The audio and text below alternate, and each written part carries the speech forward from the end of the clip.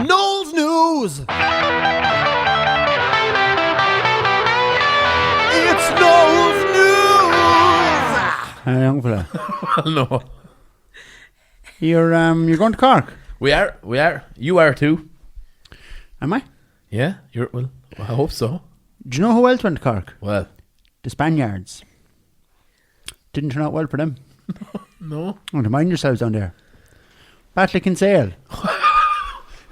What year were you born? 91. Oh, no, the Battle of Kinsale was in 1601. You probably don't remember it. I don't remember it, no. I get my fucking dates mixed up lately, girl. My head isn't right. Do you know that? What? Carmel has me taking these tablets. Right? Do you know what they are? What? Cod liver oil. Jeez, I'm fucked up after them. 7 C's, yeah. Oh, lad, you'd be fucking shagged up after them, boy. I'm not right at all. I remember now one time, neighbour of mine, his mother gave him a multivitamin, right, tablet, and said, take one of these every morning and you'll never be sick. And he died the next day. That's a fact. Was it the multivitamin that got him? He was hit by a train. And do you know what the train was carrying? Well. Spaniards. Lest we forget. Lest we forget. That's a fact now. Just saying, mind yourself in Cork, okay? Yeah. Now, I am here with news from around the world. Noel's News. Here to lighten the mood. Okay, top story. The shower of thieving bastards, otherwise known as the British Empire, have agreed to start giving things back. Okay, I know the feeling. I actually have Dwyer's hedge trimmer with 6 months. You could nearly say I own it. I seen on Twitter you were asking how long is too long to have something belong to someone. Yeah, in the end, I decided to go with my heart. And hold on to it. Hold on to it. You wouldn't know when you'd want it. So the English, right, they went over to Africa. Now, this is years ago, right? And they took over the place. And they took home a load of stuff. And, you know, it's like when you go on holidays. You know, when you go on holidays, you probably bring back, I don't know, chlamydia or something, right? As if Ross Gray wasn't fucking rough enough. Anyway, I'm in bad form this week. Yeah, what's wrong? I got no sex. Go away. Yeah, Carmen has gone to a family gathering. Right. I was late home, so I didn't have a chance to give her the old Lemondowski. But even at the talk of me talking about sex, something has fallen off the wall there. Andy Warren's dropped. He put up with a lot, in fairness to him. But her entire family are at a family gathering. So now I can't ride her or her sister. So now back to dishonest people. I can't stand them, right? 1897, British troops took a statue of a bronze cock from Nigeria. And I have seen the statue. I have seen the bronze cock, and I can assure you it is very impressive. Is it? The college where it currently resides said it belongs with the current Oba at the court of Benin, and that is a city in Nigeria. That's where the statue is from. And the college is Jesus College in Cambridge. And I didn't know that you could study to be Jesus. I thought it was kind of like sex appeal. You either have it or you don't. Like Elvis. Yeah. There was Elvis, right? Right. Right? Then there was a lad down the town called Elvis. That's what everyone called him. But that was a nickname. Yeah. Yeah, but I didn't know that. You thought he was actually Elvis. Yeah, I booked him for the GAA dinner dance in 1975. It was my job to book the band. But sure, what did I know about music? I was only a young fella. And I met this fella in the shop one day, and the woman at the till said, "Well, Elvis, how are you?" She was from Carrick.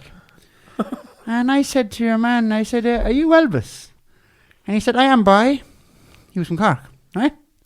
And I said, "Well, we're doing a social night for the club. Would you sing a few songs?" And he said, "I would, boy." So he came up in the night anyhow. He was wearing hobnail boots and a donkey jacket. And Mr. Chairman said to me, "He looks a lot better on the telly." And he got up to sing. Now, there was a fair fucking crowd in the hall at this stage, you know what I mean? It wouldn't be often that Elvis would be singing in the Castle Court Hotel, you know? So, someone shouts up, "Do Suspicious Minds." And he said, "I won't. I'll sing fucking when I want." And he starts off singing then. He goes, "You're nothing but a hound dog, boy," like this. And I said, "He's going to get us fucking killed." He's going to get us killed. He's going to be right here. It had occurred to the committee at this juncture that he may not be Elvis. the real Elvis. So young Pollard was beside me with the big glasses. You know Pollard. I said, go up there and tell him you're Buddy Holly. So he went up on him. He didn't get a great reaction, I tell you that, but he's a lovely singer. He sang lovely and with a great night. with a powerful night. But it did occur to me afterwards that Buddy Holly had been dead for 16 years at the time of the event. But young Pollard is the fucking head off him. Right. And the club raised much needed money. The dressing rooms got built and no one got killed. Oh. I'm just amazed that, like, in 1975, you were only a young lad. What age? There's a lot of people wanting to know that. A lot of people are on to me about that issue. Back to the issue at hand here. This statue of a bronze cockerel is being returned, and it may be a tipping point in a larger debate. Do you know? Fuck, I'm a bad dose. Do you ever see fucking that big museum in London, and they have the big skeleton of a blue whale? Yeah. Oh, yeah. That's. Oh, Yeah. they've started showing it on Pornhub, have they? I actually heard about that during the week. Yeah, and you know, where was the whale from? Ireland. It was an Irish whale. Yeah. It was a Wexford whale. The whale died in Wexford. A lot of places, a lot of things go to Wexford to die, as you imagine. But David Attenborough, I'm on to him. Send us back that whale. The address is the 2 Johnnies, Care, County Tipperary, and we will put that whale back where it belongs, in the ocean. You can send it back to us in your own time. Okay? Now, my second story of the week. Hello, Boston. The big mandarin. Right? The police there now have a robot dog. That's right. More terrifying than Nathan Carter on steroids. Blaring the trip-hop remix of Wagon Wheel. In Massachusetts. The big onion.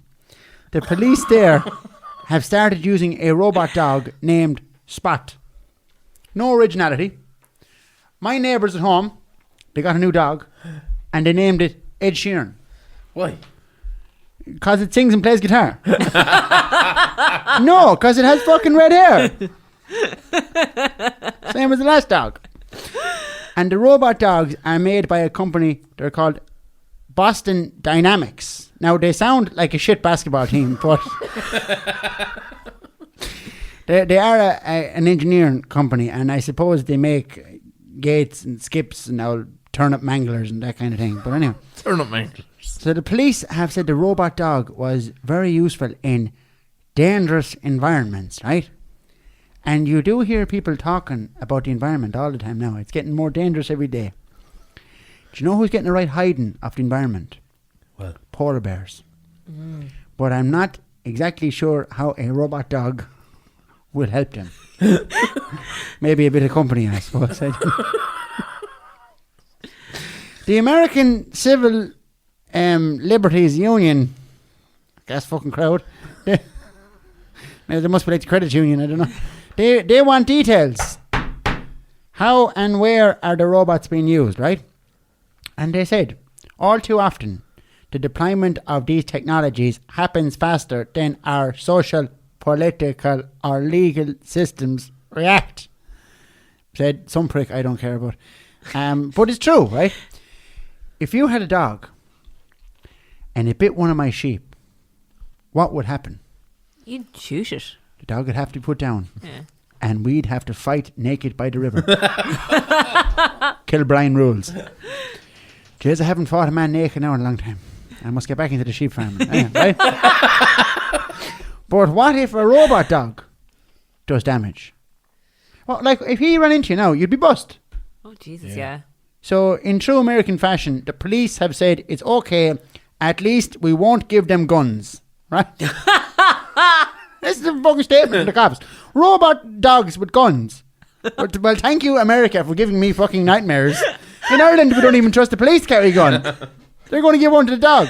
Next, the cats will have guns. Kamikaze giraffes running into a herd of rhino. David Attenborough losing the fucking rag. So the news is Boston have a robot dog who can open doors and come into your house. Scary. Now, if that's not news enough, then I'm a fucking Dutchman. That is news.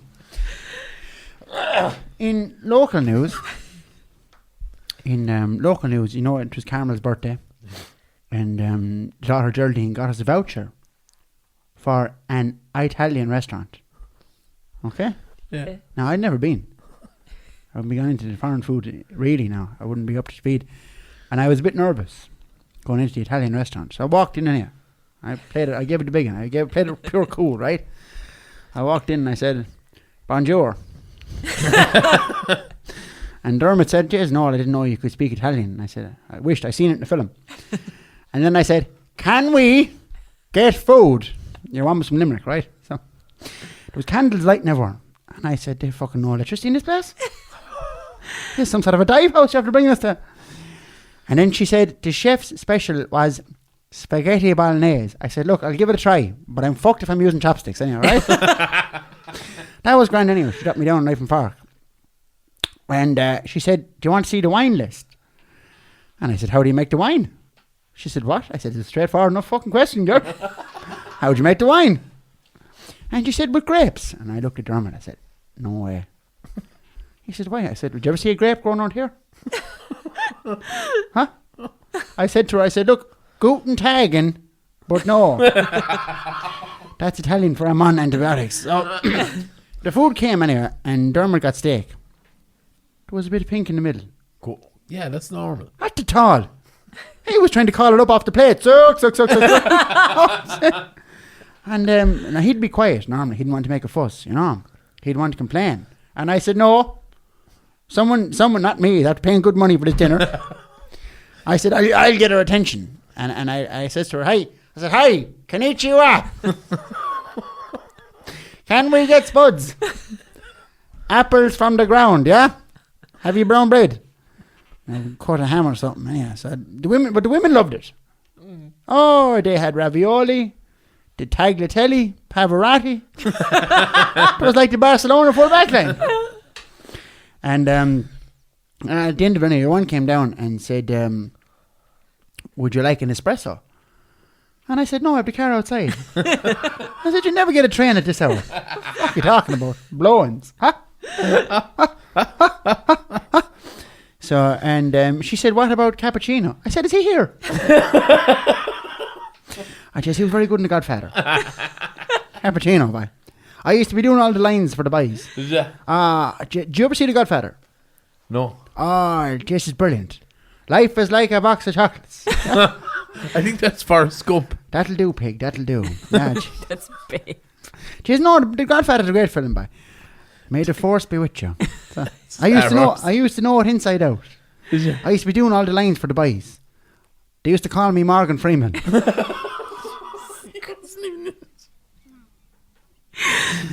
The boys reckoned I could have gone professional at the acting. Did you? Yeah. Yeah. I said I'd stay around Kilbrine and take the bad look off the place. Good man. Yeah. So that is my news for this week. Good luck. And as they say in Russia, arrivederci. See you next week.